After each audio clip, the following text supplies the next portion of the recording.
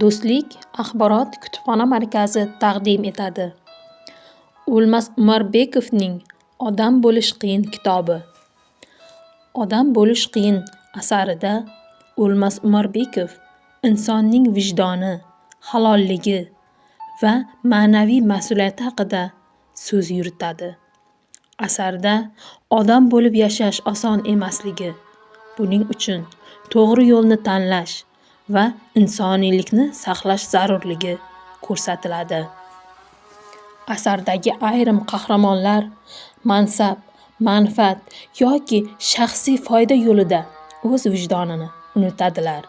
Boshqalari esa og'ir sinovlarga qaramasdan insoniylikni saqlab qolishga harakat qiladilar.